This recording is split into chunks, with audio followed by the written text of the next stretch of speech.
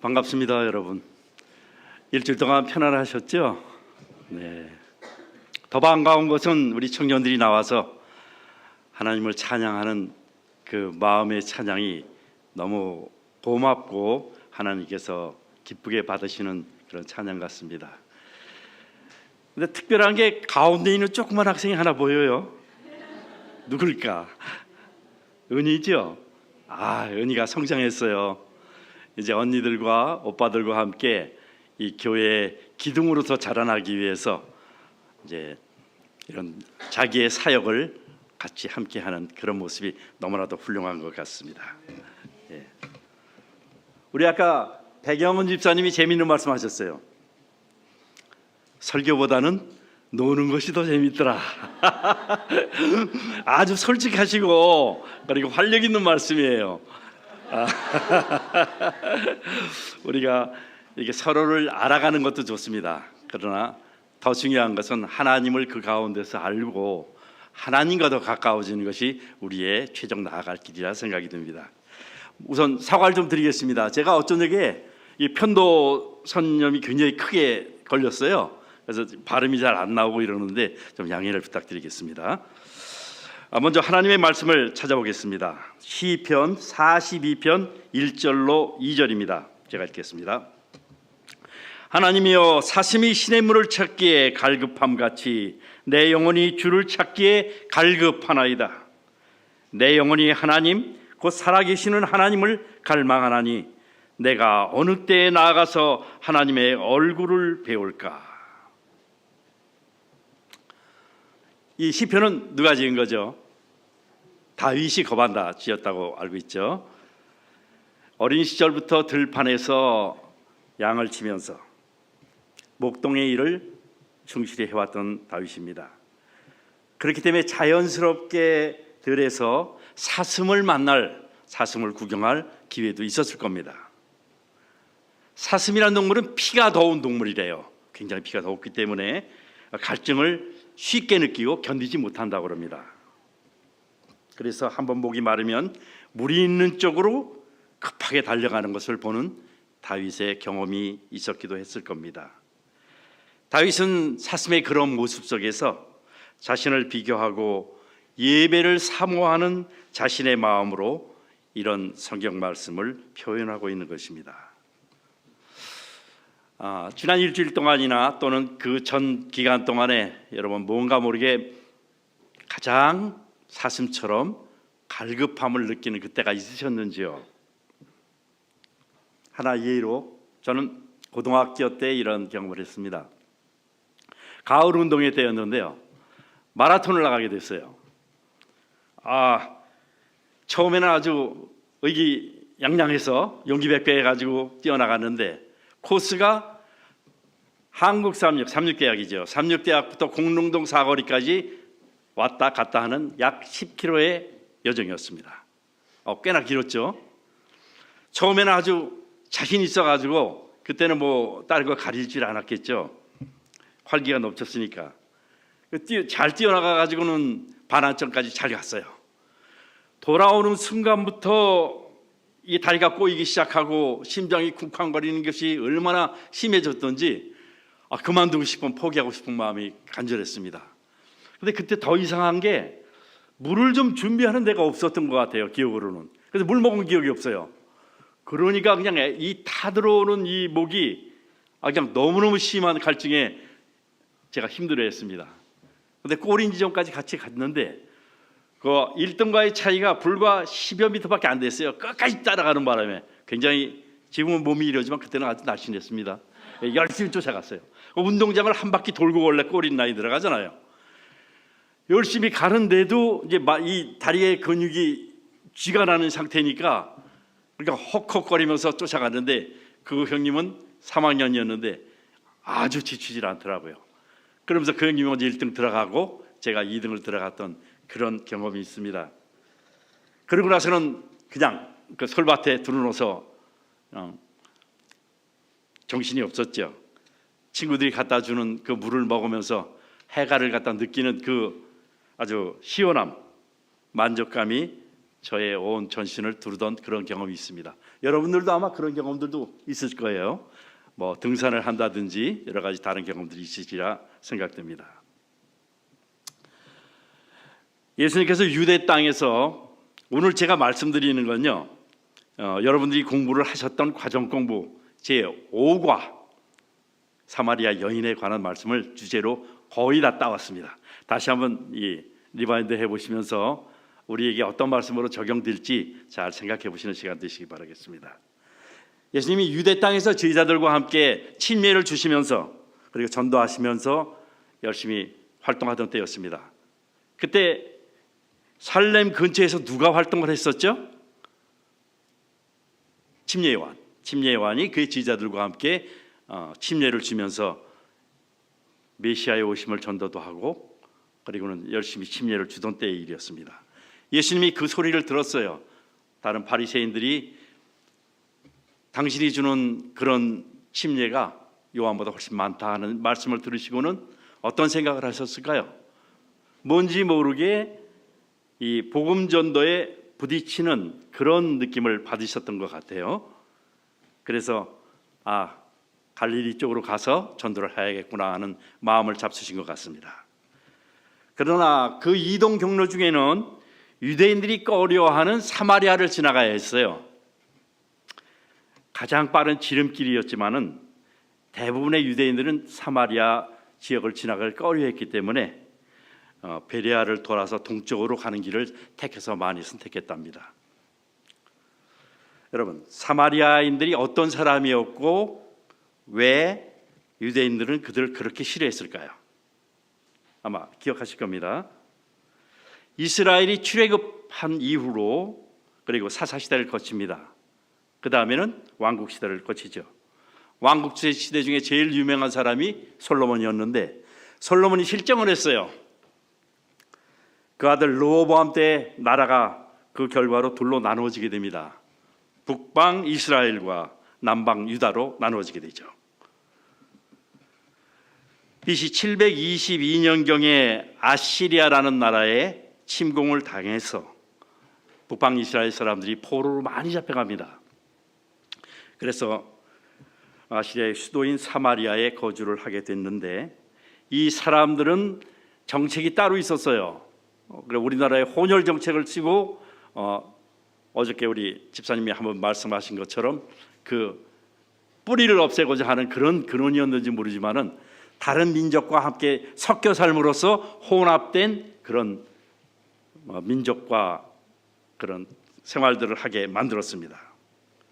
그 결과로 혼합 민족이 태어나게 됐고 사마리아에 많이 주둔하게 됐다 해서 사마리아인이라 하는 것이 유대인과 비교가 돼가지고 출현하게 됐습니다.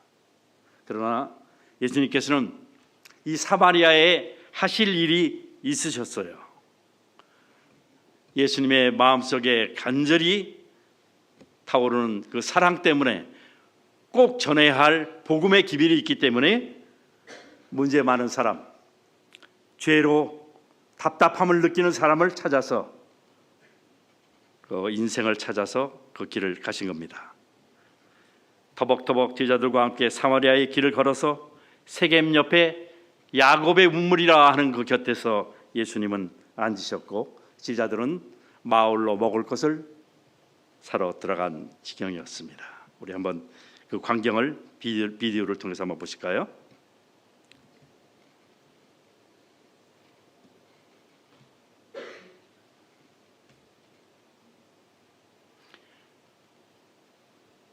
뜨거운 한낮 태양이 내리쬐는 시간에 약 1.5km 정도 떨어진 수가라는 마을의 동네 쪽에서 한 여인이 물항아리를 메고 다가오고 있었습니다.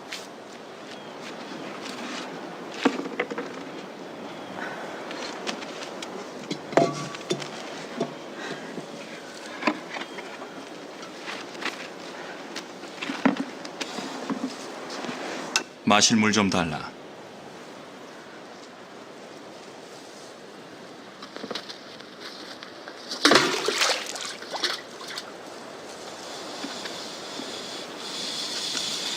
당신은 유대인이면서 어찌 사마리아 여자인 제게 물을 달라 하십니까?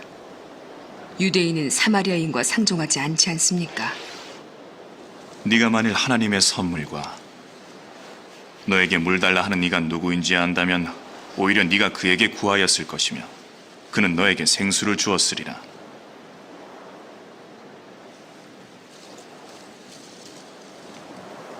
당신은 물기를 그릇도 없으시고 이 우물은 깊은데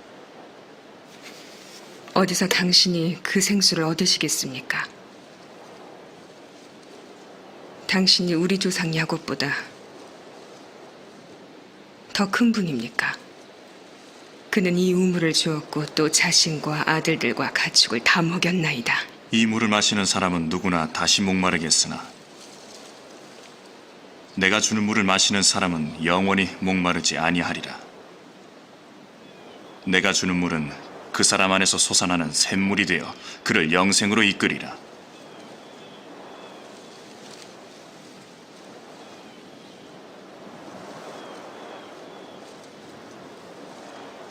부디 제게도 그런 물을 주시어 목마르지도 않고 여기 물길러 올 일도 없게 해주옵소서.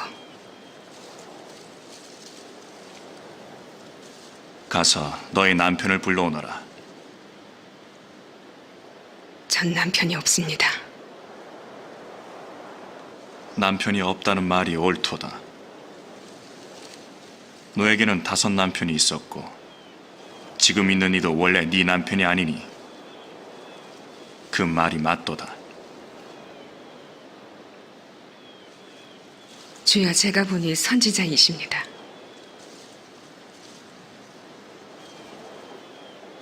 우리 조상들은 이 산에서 예배하였는데 유대인들은 예배할 곳이 예루살렘에만 있다 합니다. 여자여, 나를 믿으라. 이 산에서도 아니고 예루살렘에서도 아니겠으나 너희가 아버지께 예배할 때가 이르리라. 너희는 알지 못하는 것을 예배하고 우리는 아는 것을 예배하니 구원이 유대인에게서 나기 때문이라. 진실되게 예배하는 사람이 영과 진리로 아버지를 예배할 때가 오나니 곧 지금도 그러하니라. 아버지는 그렇게 예배하는 이들을 찾으시느니라. 하나님은 영이시라. 하나님을 예배하는 이는 영과 진리로 예배해야 하느니라.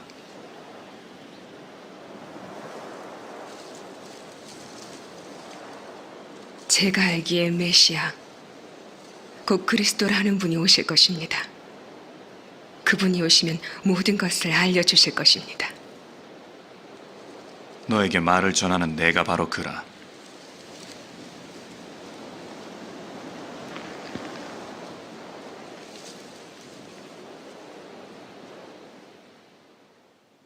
놀라운 만남의 장면입니다. 나에게 물 한 잔 달라 하시면서 자신을 낮추신 예수님은 우리를 믿어주시고 기다리시는 하나님이십니다. 내가 주는 물을 마시는 자는 영원히 목마르지 아니하리니 그 속에서 영생하도록 솟아나는 샘물이 되리라. 예수님은 그 여인의 마음속에 무슨 마음이 있는지 아셨어요. 남편을 6명이나 바꿔가면서 세상의 만족을 채우려 하였지만 끝까지 가지 못하는 그 한계에 부딪혀서 자기의 마음의 공허함을 채우지 못한 여인의 마음속에는 자기 존재가 너무 컸기 때문에 나보다 더 큰 존재가 들어오지 않는 한 그 필요성을 채울 수가 없었던 것입니다.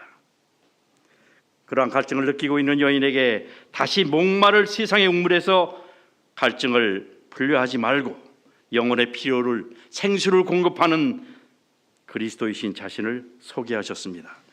여러분, 예수님께서 자신이 메시아라고 말했을 그 경우는 예수님이 재판받으시기 전에 처음 있었던 일이라고 합니다. 이 사실이요.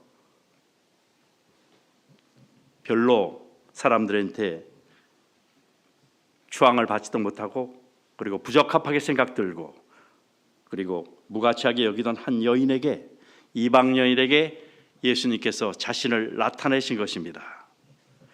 그의 마음속에 빛을 비춰주시고 그리고 마음을 잘 결심하게 하고 믿음에 믿는 이유를 말씀하신 예수님께서는 그 여인을 구원하시고자 사마리아의 여인에게 다가가신 것입니다. 이제 여인의 마음속에는 주여 그런 물을 내게 주사 목마르지도 않고 여기 물길로 오지도 않게 하옵소서, 그런 요청으로 문자 그대로의 물의 필요성을 요청했어요. 그러나 두 번째로 예수님께서는 여인에게 영적인 물을 마시기 위해서는 자신의 죄를 고백해야 된다고 말씀하셨습니다. 반복적으로 회개하지 못하고 간직한 죄들을 가지고 주님 앞에 나와야 함을 말씀하신 것이죠. 요한복음 3장 3절에는 이렇게 말씀하셨습니다. 예수께서 대답하여 이르시되 진실로 진실로 내게 이르노니 사람이 거듭나지 아니하면 하나님의 나라를 볼 수 없느니라. 여자의 마음을 읽으신 예수님께서 그녀가 자유를 얻기 위해서는 자신의 상황을 바로 보고 자신의 죄와 자기의 구조를 깨닫게 하는 일이 필요됨을 알게 하셔야 되었습니다. 마음의 그릇이 깨끗하여지고 그리고 하나님이 주신 은혜를 깨달을 수 있게 되어야 죄가 도말되는 것입니다. 그러나 이 여인이 아직도 아까 보셨듯이 예수께서 주시는 밝은 빛을 바로 대면하지 못했죠. 예수님을 선지자로 인정을 하면서도 다시 회피하는 태도로 대화의 주제를 바꿨어요. 아니, 우리가 예배를 드려야 할 합당한 예배 장소가 있다는데 그것이 바로 북쪽에 있는 그리심산이 아니겠습니까? 당신들은 남쪽에 있는 예루살렘이라고 예배를 드려야 한다고 그렇게 말을 하는데 바로 어디가 되겠습니까? 엉뚱한 화제를 돌렸어요. 그때 예수님께서는 세 번째로 이 여인에게 가장 중요한 말씀을 하십니다. 하나님은 영이심으로 예배하는 자가 신령과 진정으로 예배하여야 된다고 말씀을 하신 것입니다. 지정한 장소에서만 참 하나님을 경배할 수 있는 것이 아니고 어디든지 예배드려야 하는 자는 가는 중요한 문제가 아니라고 말씀을 하신 거예요. 하나님은 영이시기 때문에 어느 곳에 계시니까 의식의 제한을, 장소나 의식의 제한을 받지 않으신다는 것을 말씀을 여인에게 해주신 것입니다. 그러자 여인이 메시아 곧 그리스도라는 이가 오실 줄 내가 아노니 그가 오시면 그럼 모든 것을 우리에게 알려주실 것 아닙니까? 이렇게 해서 질문을 했을 때 예수께서 네게 말하는 내가 그라 하시니라. 제가 가장 감동을 받은 게 이 말씀입니다. 우리에게 말씀하시는 예수님께서 우리의 욕망과 잘못된 갈망들을 지적을 하시면서 내가 주는 생수를 마시는 것이 네가 믿음을 가지는 길이라고 말씀을 하시는 겁니다. 이제 여인은 자기의 마음의 모든 것을 토로하면서 이것을 상징으로 한 노래가 있습니다. 갈망이라는 노래인데 그 여인의 마음을 표현한 노래를 한번 들어보면서 우리 마음을 정돈해 보겠습니다.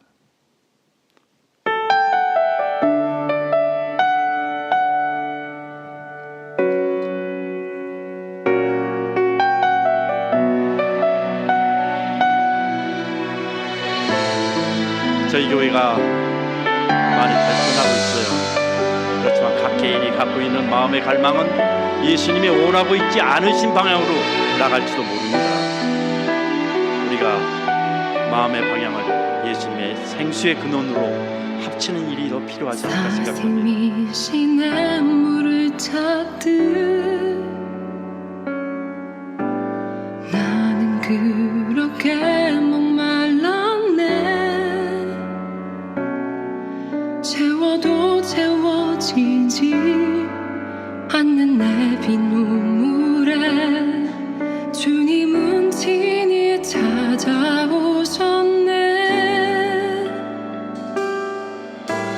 호수 속에 마실 물 없듯 나는 그렇게 목말랐네. 헛된 어떤 소망도 나를 채울 수 없네. 주님만이 나를 채우시네.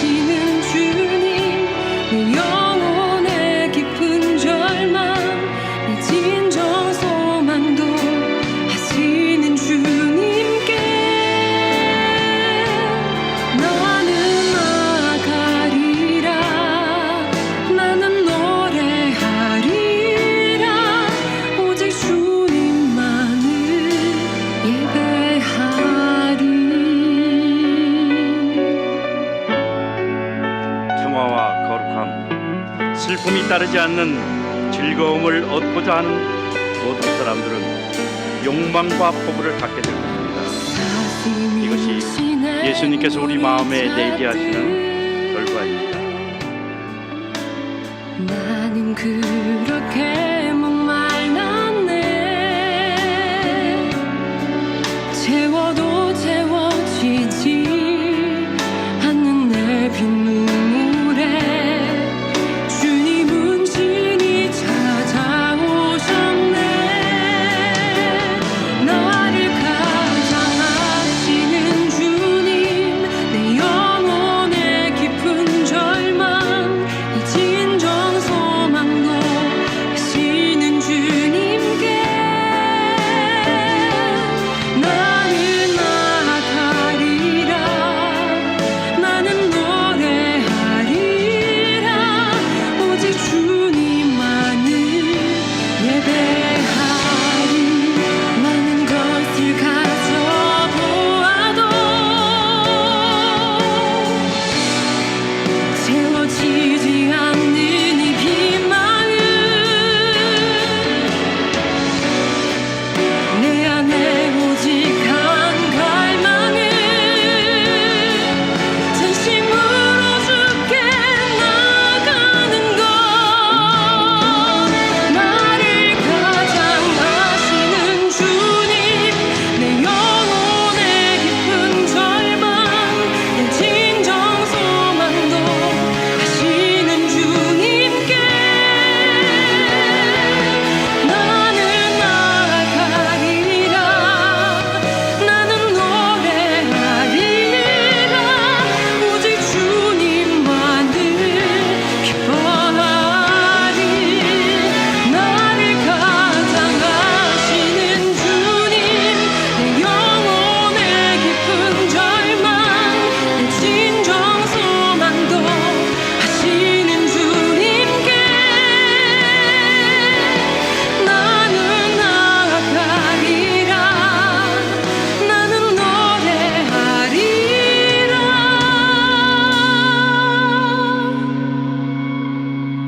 오직 주님만을 예배하리.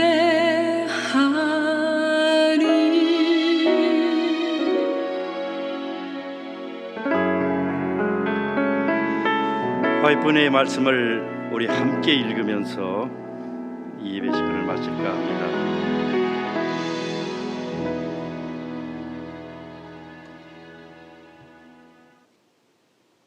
함께 천천히 낭독을 한번 하시겠습니다. 시작. 그리스도께서 언급하신 물은 그분의 말씀 가운데 있는 은혜의 계시이다. 그의 성령, 그의 가르침은 모든 영혼들을 만족해 하는 샘과 같다. 그리스도 안에는 항상 충만한 기쁨이 있다. 그리스도의 말씀 가운데 있는 그리스도의 인자하신 임재는 그분이 목마른 자들에게 새 힘을 주시는 생명수 샘으로 표상된 분이라고 항상 말하고 있다. 항상 살아계신 구주를 모시는 것은 우리의 특권이다. 편지에 글로 써주신 말씀입니다.